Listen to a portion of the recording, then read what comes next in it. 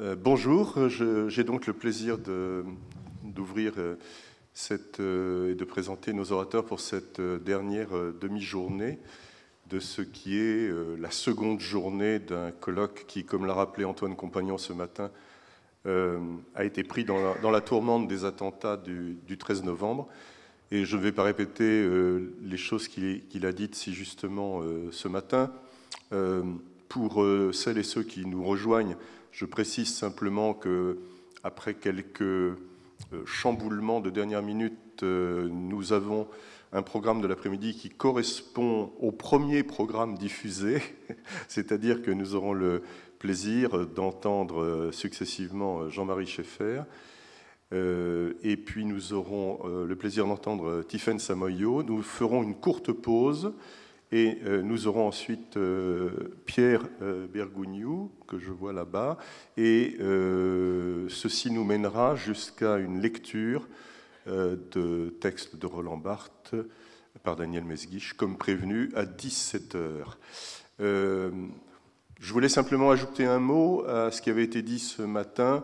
Comme le savent, je crois, tous ceux et celles qui nous font l'amitié et le plaisir d'être revenus, en quelque sorte, dans ce colloque, nous sommes très heureux de n'avoir pas renoncé, nous sommes très heureux d'avoir pu remettre sur pied cette seconde journée annulée le 14 novembre. Mais je voudrais tout spécialement remercier nos intervenants d'avoir, avec autant d'enthousiasme, je veux dire, c'est ça qui nous a encouragés à remobiliser ces locaux du collège et les énergies diverses, y compris celles d'Alexandre de Vitry, qui s'occupe admirablement de toute la logistique de cet événement, mais surtout nos intervenants qui ont accepté de revenir, et parfois de très loin. Vous les avez entendus ce matin, revenus du Japon et d'Italie, et donc un grand merci à eux pour cette fidélité, cette résolution. Donc je vais demander tout de suite à Jean-Marie Schaeffer de me rejoindre, s'il le veut bien. Le principe que nous avions adopté le 13 était de ne pas présenter les orateurs, puisqu'à l'époque il y avait une espèce de liste biographique qui était distribuée à l'entrée. Je crois que cette liste n'a pas été reprise à cause des petites incertitudes sur la programmation d'aujourd'hui, mais je ne ferai pas perdre de temps à nos orateurs en les présentant longuement. Je crois qu'il n'en est pas vraiment besoin d'ailleurs. J'ai grand plaisir à accueillir mon ami et collègue à l'École des hautes études en sciences sociales, Jean-Marie Schaeffer. Je ne vais pas énumérer la liste de ses publications, puisque ça rognerait considérablement sur son temps de parole, mais je vais simplement brandir silencieusement cet opus qu'il a consacré à l'automne à Roland Barthes, et qui est une lettre à Roland Barthes. Et je lui donne tout de suite la parole. On m'entend, oui. Merci beaucoup, et merci beaucoup aux organisateurs du colloque de m'avoir invité. Je suis ici un peu par accident, parce que si je n'avais pas publié ce livre qui n'était pas prévu, ni dans ma tête, ni ailleurs, je ne serais certainement pas ici. Donc c'est pour vous dire que je ne suis pas un spécialiste de Roland Barthes, mais que je suis un lecteur très amoureux de tout ce qu'il a pu écrire. Alors, il n'était peut-être pas judicieux de ma part d'intituler « Vue en contre-plongée », la perspective dans laquelle je me propose de parler de Barthes dans ces quelques réflexions, étant donné que le terme connote le cinéma, pour la plupart d'entre nous, et qu'on connaît les rapports compliqués que Roland Barthes a entretenus, sinon avec le cinéma, en tout cas avec l'objet de connaissance cinéma. Mais je me dis que le terme désigne un effet optique qu'on trouve non seulement au cinéma, mais bien entendu aussi en photographie et même en peinture figurative, et que ça peut donc passer. Souvent, on considère que la vue en contre-plongée est une distorsion optique, en l'occurrence une exagération de la perspective.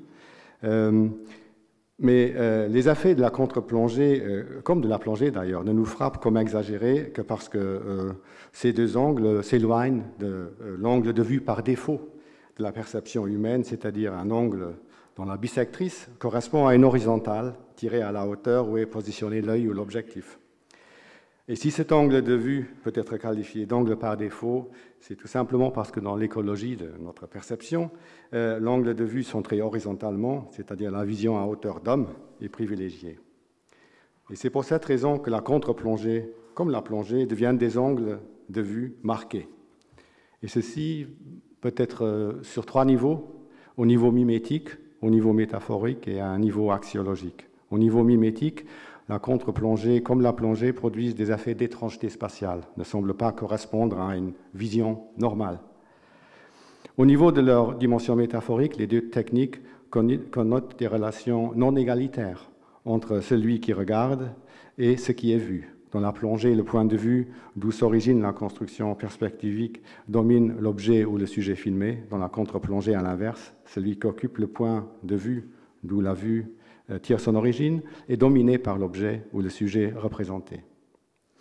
En termes barthésiens, on pourrait dire que dans la vue en plongée, le spectateur domine le spectrum, alors que dans la contre-plongée, c'est le spectrum qui domine le spectateur. Mais en réalité, on sait bien que dans les deux cas, c'est l'opérateur, pour reprendre le troisième terme, qui est à l'origine de la déviation de l'angle de vue par rapport à la vue horizontale dite à hauteur d'homme.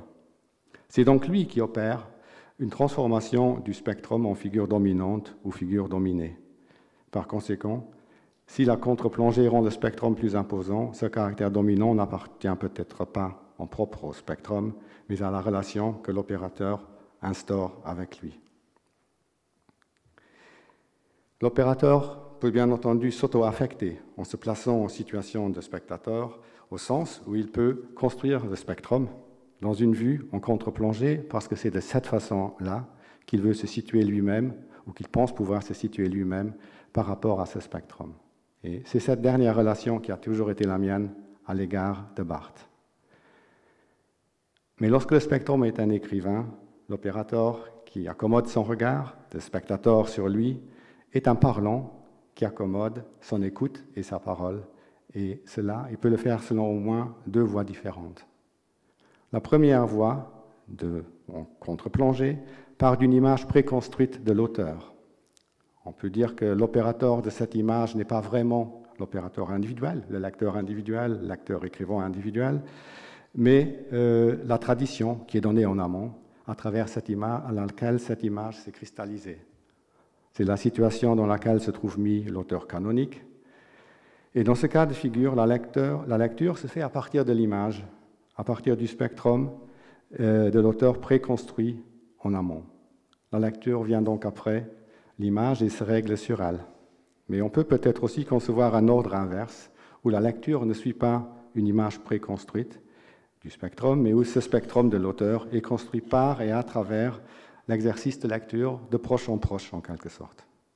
On pourrait dire que dans le premier cas, l'admiration, car c'est bien d'admiration qu'il s'agit dans les 2 cas, est socialement donnée, elle est garantie en amont, alors que dans le deuxième cas, elle est individuellement produite à travers l'expérience de lecture. L'opposition est évidemment caricaturale. Je pense que dans la réalité de chacun d'entre nous, les 2 voies sont en général combinées, mais selon les cas, l'une peut prendre le pas sur l'autre, et il me semble qu'elle dessine des dynamiques différentes. La manière dont le spectrum de Roland Barthes a, depuis l'origine, c'est-à-dire depuis ce jour lointain de mon adolescence où j'ai découvert Critique et Vérité, donc a agi sur moi, a toujours été selon la deuxième voie. Mon Roland Barthes, si je peux me permettre cette expression, a été depuis l'origine et est resté à ce jour un pur spectrum en contre-plongée, émergeant de la lecture au fil de l'eau de ses ouvrages et de ses recueils d'articles. Et il me semble qu'il y a au moins 3 voies différentes qu'une lecture en contre-plongée peut emprunter. Ce sont la voie de l'exhaustivité, celle de la potentialité ou de la potentialisation, et puis, enfin, celle de la polyphonie. Le premier mode de lecture en contre-plongée est la lecture exhaustive, une utopie qui, dans le domaine littéraire, a été poursuivie notamment par Jacobson et Lévi-Strauss dans la lecture des Chats de Baudelaire. Mais elle est aussi revendiquée d'une certaine manière par Barthes dans L'affaire de réel, où il note qu'il s'agit de rendre compte, je le cite, de toute la surface du tissu narratif, afin d'atteindre, je cite de nouveau, le détail absolu, l'unité insécable de la transition fugitive.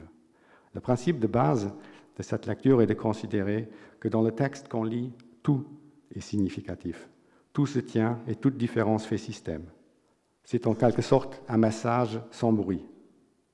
Une telle lecture magnifie l'écrivain puisqu'elle le crédite d'une langue non bruitée et non redondante. Il s'agit, certes, d'une figure utopique de la lecture et sans doute aussi de l'écriture, mais une utopie, à défaut de pouvoir se réaliser, peut être un bon principe régulateur. Dans le domaine de la communication interhumaine, ce principe régulateur nous est d'ailleurs bien connu sous le nom du principe de charité interprétative. L'utopie de la lecture exhaustive correspond en somme à une maximalisation de ce principe de charité interprétative. Et il est en tout cas, ce principe, un corrélat nécessaire de toute lecture qui donne l'initiative au texte, c'est-à-dire qui ne part pas d'une image préalable de l'auteur comme autorité sur le texte, mais qui, à l'inverse, donne d'une certaine manière autorité au texte sur son scripteur, ou en tout cas sur son image. Il me semble même que cette lecture exhaustive est peut-être la forme utopique de toute relation esthétique au texte, c'est-à-dire de ce mode coûteux d'attention qui va à la dépense. Ce caractère coûteux de la lecture exhaustive ressort d'ailleurs bien des trois termes que Barthes utilise dans la Fait des réels pour la caractériser. C'est une attention accordée aux détails, donc à des éléments qui ne se laissent pas réduire à la totalité à laquelle par ailleurs il contribue. C'est une attention accordée à l'unité insécable, c'est-à-dire à l'unité formelle ou sémantique minimale. C'est enfin une attention accordée à la transition fugitive, c'est-à-dire au passage et transition microscopique. Bref, il s'agit d'une lecture qui opère de proche en proche, plutôt que de partir de schémas globaux qu'elle se donnerait ou qu'on lui donnerait en amont, que ce soit des schémas de genre, de style ou d'autres. Une deuxième manière de lire un auteur en contre-plongée, c'est de le lire non pas selon la lettre et selon toute la lettre, mais de le lire en quelque sorte, et peut-être en tension avec cette première lecture, selon le sens, et plus précisément selon le sens le plus complexe. C'est-à-dire que la première lecture prend en compte tout ce qui est explicite, et la deuxième prolonge l'explicite vers le virtuel ou vers l'implicite, en tout cas vers ce qu'il est possible de prolonger dans le texte. Loin de s'en tenir à la lettre du texte, cette lecture doit en quelque sorte continuer le texte qui a été écrit par l'auteur. C'est un peu la fonction que Barthes avait assignée à la critique dans Critique et Vérité, reprenant d'ailleurs, peut-être sans le savoir, un principe qui avait déjà été formulé par le romantique allemand Friedrich Schlegel dans sa critique du Wilhelm Meister, donc du roman de Goethe. Schlegel avait dit que sa critique devait être un Übermeister, un surmeister, donc un surroman par rapport au roman qu'il commentait, et il devait être donc une potentialisation de ce roman, et il le devenait parce qu'il actualisait tout ce qui dans le roman était resté virtuel. C'est une lecture qui convient, si on veut l'appliquer à Barthes, aux nombreux petits textes programmatiques de celui-ci. C'est ainsi dans ce petit ouvrage que Philippe a brandi, j'ai essayé de lire L'activité structuraliste, qui est un petit texte de circonstance paru en 1963 dans les Lettres nouvelles. Ce texte, qui est un texte de circonstance, peut se lire selon deux manières. On peut y voir une version destinée au grand public de la doctrine structuraliste et donc essayer d'y retrouver les topoi, les lieux communs de cette doctrine. Le binarisme, le refus de toute théorie substantialiste du sens en faveur d'une théorie purement différentielle, etc. Mais on peut aussi, me semble-t-il, lire le texte autrement. Et pour le faire, on peut s'immerger dans ce qui s'y esquisse comme programme, comme projet, et continuer à en dessiner les implications au-delà de ce que l'auteur a lui-même explicité. Si on le lit ainsi, donc selon une deuxième modalité de lecture coûteuse et non économique, ce texte se révèle être une réflexion extrêmement riche sur l'enjeu d'une approche structurale des faits de création verbale et plus largement des faits symboliques. Barthes insiste d'ailleurs dès le début sur le fait que le structuralisme ne désigne pas une solidarité de doctrine, je le cite, ou de combat, ni une école, ni un mouvement, mais, dit-il, une activité, c'est-à-dire, je le cite encore, une succession réglée d'un certain nombre d'opérations mentales. Le but de ces opérations mentales, dit-il, est de reconstituer un objet de façon à manifester dans cette reconstitution les règles de fonctionnement ou les fonctions de cet objet. Et il précise que cette reconstitution est, je le cite, un simulacre dirigé, intéressé, dont la visée est de produire de l'intelligible. Fin de citation. En fait, ce qu'il appelle simulacre correspond à ce qu'on appelle plus couramment aujourd'hui une simulation modélisante ou une modélisation. Le but de l'activité structuraliste, peut-on donc dire en continuant Barthes, est de développer des modèles, c'est-à-dire des constructions mentales qui peuvent tenir lieu de la réalité ou de certains aspects de la réalité pour les opérations cognitives que nous voulons mener sur celle-ci. Et Barthes distingue même classiquement les deux étapes dans cette modélisation. Il y a d'abord une phase de découpage, c'est-à-dire on cherche des éléments, une décomposition analytique si l'on veut, on a un nombre fini d'unités élémentaires, qui est suivie de ce qu'il appelle une phase d'agencement, c'est-à-dire de recomposition qui est réalisée grâce à des règles de combinaison qui prescrivent une récurrence réglée des unités et de leurs associations. Si on place ces réflexions à propos de la modélisation de ce qu'il appelle le simulacre dans le cadre plus vaste de la pensée des modèles, dont elle relève de fait, même si Barthes ne développe pas ses implications, la démarche structuraliste rejoint en fait l'analyse des procédures génériques du traitement mental de l'information. L'exemple le plus évident étant celui de la perception visuelle. Comme cela a été montré depuis un certain temps déjà, l'étape cruciale du traitement du signal visuel, donc de ce que nous voyons, consiste en un encodage sélectif des stimuli qui sont projetés sur nos rétines. Et cet encodage se fait selon des différenciations de base qui sont discontinues.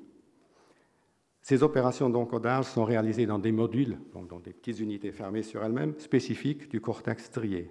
Les cellules de chacun des modules sont sensibles à un type spécifique de différenciation. Les types de différenciation les plus importants étant les orientations de contour de ce que nous voyons, la direction des mouvements, la profondeur relative, les fréquences spatiales et les contrastes chromatiques. Or, chacun de ces types de différenciation est organisé selon un nombre fini d'oppositions contrastives discontinues, par exemple horizontale, verticale, diagonale, ou dans un autre module, en avant, en arrière, à côté, etc. L'objet ou la situation ou l'événement que nous voyons résulte de la synthèse de toute une cascade hiérarchiquement organisée de tels encodages sélectifs. Et c'est cette synthèse qui projette ce qu'on appelle les cartes rétinotopiques, c'est-à-dire des représentations déformées, mais homéomorphes, donc formellement équivalentes du champ visuel. C'est exactement, en réalité, ce que le structuralisme barthésien, mais déjà avant lui, le structuralisme linguistique, avait dit à propos de la manière dont on pouvait décomposer le langage. Donc, il y a dans cette modélisation, au-delà de tout ce qui a pu en être dit de manière critique, il y a la mise à jour d'une structure qui semble bien relever de ce que Barthes appelle d'une opération mentale, puisqu'on la retrouve de la même manière dans des opérations mentales aussi fondamentales pour notre vie que l'est la vision. Donc, il est évident que le petit texte de Barthes n'explicite pas tout ceci, mais il en livre une esquisse dont ce qui vient d'être dit est un prolongement non seulement possible, mais virtuellement inscrit dans ce qui du modèle est explicité par lui. Une troisième et dernière façon de lire en contre-plongée, c'est la lecture qu'on pourrait appeler la lecture polyphonique. Une lecture qui ne part plus de l'image de l'écrivain comme lieu d'une autorité, mais qui voit dans l'écrivain le croisement de multiples voix et de multiples voix avec ES, donc avec X et avec ES, qui ne sont pas nécessairement cohérentes. Tout simplement parce que le sujet n'est peut-être pas un, mais multiple, et notamment n'est peut-être pas tenu à l'unité d'une biographie narrative orientée, mais peut aussi relever de ce que le philosophe Galen Strawson a appelé une structure épisodique, qui permet qu'un individu au moment X n'est pas nécessairement reconnaissable à ce qu'il a été au point X moins 1, par exemple. J'ai pour ma part, en tout cas, toujours lu Barthes ainsi, non pas en y recherchant tout au long de l'œuvre la cohérence soit d'une doctrine, soit celle d'une évolution théologique qui mènent d'une doctrine à une autre ou d'une vision à une autre, par exemple du structuralisme vers une écriture du moi, mais en acceptant la pluralité des voix, ce qui n'est possible que si on lit chacune dans son propre présent. Ceci a signifié pour moi que je lisais Barthes, le Barthes de l'époque dite structuraliste, non pas à partir du Barthes des années 70, mais par rapport à son propre présent. Ce qui impliquait pour moi de ne pas considérer les écritures du moi comme un dépassement ou un abandon de l'idéal structuraliste, mais comme une autre voie alternative. Et Barthes pose à cet égard un problème qui peut paraître particulier, mais qui ne l'est pas réellement. Il fait partie d'une famille d'écrivains et de penseurs assez nombreux, dont l'identité est celle d'un feuilleté. Et il suffit de penser en philosophie à Nietzsche, dont on pourrait montrer que nonobstant toutes les tentatives de le ramener à une histoire de vie et de pensée orientée par sa fin, eh bien, c'est un sujet multiple qui porte le nom de Nietzsche. On peut illustrer ce troisième type de lecture par les réflexions fort diverses que Barthes a menées depuis les années 50 jusqu'à la mort sur la photographie. Si on voulait retracer le cheminement entre les photochocs et la chambre claire, on pourrait peut-être distinguer trois temps topiques. Le premier interroge la relation entre des images lisibles et des images qui résistent à la signification. Je citais Barthes là. En quoi elles, selon lui, nous désorganisent, ce que les images chocs, d'après lui, sont incapables de nous faire. Le second temps serait celui d'une sémiologie des images, qui oppose dans une seule et même image le caractère codé, les codes connotatifs, comme il dit, à ce qui est non codé ou, pour reprendre ces termes, ce qui est purement dénotatif. Enfin, Barthes en est venu à une problématique distinguant entre deux modes d'activation réceptive des images photographiques, le studium et le punctum. Il y a donc tout à la fois persistance d'une sorte de matrice structurale et transformation des problématiques. D'un premier questionnement en termes de classe d'images, il passe à un second en termes de différents niveaux d'interprétation d'un type de signe, puis à un troisième questionnement en termes de différents modes d'attention qu'on porte à l'image. Dans les trois cas, d'une certaine manière, la structure binaire de base reste la même. D'un côté, la photo comme icône culturelle, de l'autre, la photo comme trace indicielle. Bien sûr, il y a eu des déplacements. Les déplacements le plus important que moi, pour ma part, j'ai pu voir, me semble résider dans le fait que dans le cadre de la distinction entre le studium et le punctum, ce qui est en jeu, c'est l'idée selon laquelle il existe des affinités électives entre l'ontologie matérielle indicielle de la photographie et cet usage spécifique qu'est la recherche du punctum. Dans la chambre claire, Barthes a noté que ce qui l'intéresse dans la photographie, ce n'est pas ce qu'elle a en commun avec les autres images, mais ce à travers quoi sa naissance est l'advenu de quelque chose de nouveau. Or, ce nouveau qui advient avec la photographie, c'est qu'elle est l'enregistrement d'une constellation espace-temps ou spatio-temporelle spécifique, et donc la trace de quelque chose qui a été là, à un moment donné, devant l'objectif. On critique aujourd'hui, parfois, ou même souvent, la chambre claire pour cette orientation dite ontologique, qui est d'ailleurs assumée par Barthes lui-même. Il dit « J'étais saisi à l'égard de la photographie d'un désir ontologique ». Mais il faut sans doute distinguer entre ce qu'on pourrait appeler des ontologies faibles et des ontologies au sens fort philosophique du terme. D'une certaine façon, la question « qu'est-ce que la photographie ?» n'est qu'une façon de formuler explicitement une question à laquelle ce que nous faisons avec la photographie a toujours déjà fourni la réponse. Pour l'exprimer autrement, dès lors que, en prenant une photo, en regardant une photo ou en parlant d'une photo, nous employons le terme de photographie, ces usages véhiculent toujours une représentation incarnée de ce que la photographie est pour nous, pour celui qui s'en sert, qui la regarde ou qui en parle. Nous prenons donc, pour reprendre les termes des philosophes américains Quine, sans cesse des engagements ontologiques. Mais ces ontologies-là, et telle est l'ontologie de la photo de Barthes, me semble-t-il, ce ne sont pas des ontologies théoriques, mais des ontologies incarnées dans nos actes, dans nos manières de percevoir et dans nos manières de dire. Pour moi, l'ontologie de l'image photographique narrée dans la chambre claire est une ontologie faible de ce type, et je ne vois pas comment nous pourrions échapper à de telles ontologies. Si la chambre claire n'était que cela, c'est-à-dire l'élucidation de la question de l'ontologie incarnée de la photographie, ce serait déjà un grand livre. Mais c'est beaucoup plus cela, ou du moins, pour moi, cela a été beaucoup plus que cela. Barthes Inard en a fait en même temps une quête. Il commence d'ailleurs son texte comme on débute un récit. Il y a un jour, il y a bien longtemps, je tombais sur une photo du dernier frère de Napoléon, Jérôme, entre parenthèses la date 1852. Et qu'il ait mis la date de la photo n'est pas indifférent, bien sûr, eu égard à justement son ontologie de la photographie.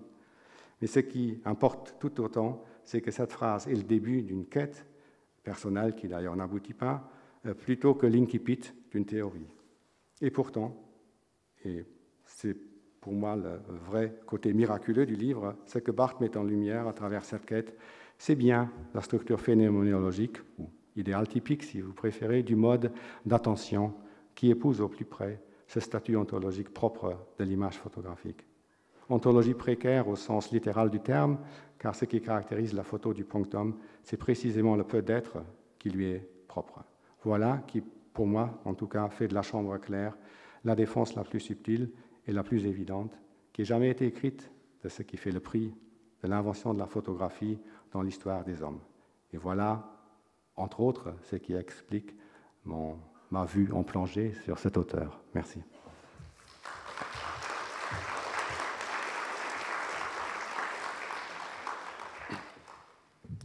Merci beaucoup, cher Jean-Marie. Je vais, pour donner le temps aux nombreuses questions de se formuler dans les têtes, peut-être au titre d'opération mentale d'abord, et ensuite de susciter des bras levés, je voulais dire que plutôt que de revenir tout de suite sur ton très beau développement final sur la chambre claire, qui va certainement susciter beaucoup de réactions, et cette belle formule d'une ontologie précaire que tu proposes à propos de la chambre claire, j'ai envie de revenir un instant sur quelque chose qui m'a à la fois intrigué, plu, séduit et convaincu dans ta lettre à Roland Barthes, et sur lequel tu es revenu au début de ta présentation. C'est une sorte j'ose dire, de réhabilitation que tu fais du structuralisme tel que Barthes l'a pratiqué, l'a proposé, pratiqué, et je crois, d'une certaine manière, jamais renié. Je pense que la manière dont tu insistes sur la permanence des binarismes chez lui est peut-être mis au nombre des indices du fait qu'il y ait, il y ait toujours eu persistance d'un mode d'approche structuraliste des objets.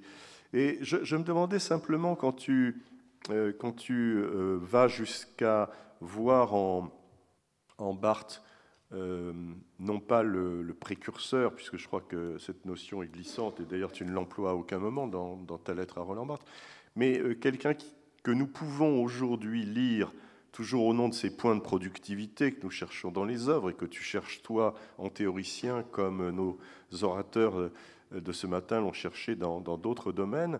Je me demande dans quelle mesure l'idée d'une proximité à travers la définition de la modélisation comme opération mentale, la proximité entre ce structuralisme barthésien et les approches cognitives, parce que je crois que c'est à ça que tu fais clairement allusion. En quoi est-ce que ça ne rencontre pas la difficulté de la centralité de la notion d'immanence à laquelle Barthes tient tellement? Il revient sans cesse sur le fait qu'il est attaché à l'idée de cette immanence, c'est-à-dire que les choses sont déjà là dans l'objet sur lequel on fait porter son attention. Et c'est là peut-être que je vois une sorte de tension entre les deux, mais peut-être à tort. Je pense que pour la réhabilitation du structuralisme, je ne sais pas très bien quoi répondre. Pour moi, ce n'était pas une réhabilitation, parce que pour moi, ça n'a jamais été mort, d'une certaine manière, mais non pas parce que c'était pas le structuralisme, mais ce qu'il y avait au fond comme mode de questionnement donc qui dépasse de loin le cas de Barthes, mais qui est en fait une tradition de pensée qui remonte au moins au début du XXe siècle, et qu'on trouve sous des formes philosophiques, sous des formes littéraires, dans le folklore, dans beaucoup et je crois que c'est quelque chose qui reste vivant, et qui reste vivant, et c'est pour cela que j'ai parlé non pas de sciences cognitives, mais du cerveau, parce qu'on découvre l'importance de l'organisation binaire dans toutes les catégorisations en fait, mentales, et y compris dans des opérations subpersonnelles, comme c'est le cas pour le traitement de base de la vision, où évidemment nous n'avons aucun accès conscient, mais qui est opéré par des différenciations discontinues en petits nombres dans chaque petit module du cerveau. Il n'y a qu'une sorte de différenciation qui sont traitées, donc il y a vraiment une décomposition de ce signal extrêmement riche, et un appauvrissement, et puis il est de nouveau enrichi par synthèse. Donc maintenant sur la vraie question, qui est celle de l'immanence, que les choses sont déjà là dans les choses. Sans doute, simplement, elles passent dans un milieu différent, et pour que nous puissions dire qu'elles sont déjà là dans les choses, il faut qu'elles soient traitées d'une certaine manière. Sauf si on admet qu'elles projettent des images au sens vrai du terme dans notre cerveau, ce qui n'est pas le cas. Et donc, à partir de ce moment-là, même si tout est déjà là, tout est donné, il y a quand même des opérations qui se déroulent. Il y a d'ailleurs, je pense, des orientations, peut-être pas cognitivistes, mais dans les théories de la perception, comme l'écologie de la perception de Gibson, qui place le sens dans les choses, mais qui néanmoins doivent tenir compte du fait que pour que ce sens dans les choses puisse devenir le nôtre, il faut bien qu'il passe par un certain nombre de stades. Et d'abord, il doit passer par les yeux ou par les oreilles, et ensuite, ce signal est traité. Donc, en ce sens-là, je ne vois pas d'opposition. Ceci dit, je suis à peu près sûr que Barthes aurait détesté, en tout cas, les sciences cognitives. Je peux me tromper, mais ça ne m'étonnerait pas que s'il avait été là... Mais ça, c'est pas important. Enfin, pour moi, c'est pas important. Voilà. Chacun d'entre nous aime des choses, on déteste d'autres. Voilà. Oui, je te remercie. C'est aussi pour ça que, en lisant ta lettre à Laurent Barthes, nous avons tous pensé que c'était l'exemple même d'aller chercher ce que Barthes appelait les points de productivité. C'est-à-dire que tu es allé chercher dans l'œuvre de Barthes les choses qui te paraissaient aider à la progression de tes propres réflexions. Et d'ailleurs, j'ajoute aussi que, en ce qui concerne cette mauvaise réputation que certains font au structuralisme, il va de soi que je ne partage pas du tout. J'ai employé réhabilitation en feignant le discours d'autrui. Mais il est vrai que le structuralisme n'a pas aujourd'hui... je ne dirais pas que le mot est devenu un peu péjoratif, mais c'est à la limite parfois dans certains usages du terme. Mais au fond, on peut se consoler en pensant qu'il y a eu tout de suite un usage très polémique de structuralisme. Et en te parlant, il me revenait en tête ce film que certains d'entre vous ont peut-être vu à la grande époque, c'est-à-dire autour de l'international situationniste, et qui c'était la mode à l'époque de détourner les films de karaté, les films faits à Hong Kong. Et je me rappelle ce merveilleux film intitulé « La dialectique peut-elle casser des briques ?» qui est évidemment un titre complètement inventé par les sous-titreurs. Et au moment le plus pathétique, je ne voudrais pas revenir sur le terrain de Paolo Fabri ce matin, mais au moment le plus pathétique, c'est au moment où le méchant est enfin vaincu, et il y a un jeune couple qui représente le bien, et donc le jeune homme hésite à tuer le méchant une bonne fois, et la jeune fille l'y incite en lui disant une chose en chinois, évidemment que la plupart des spectateurs français étaient bien incapables de comprendre, et qui était sous-titré « Achève-le, c'est moins qu'un homme, c'est un structuraliste ». Bon, pardon, après cette anecdote, revenons aux choses sérieuses et aux questions de la salle.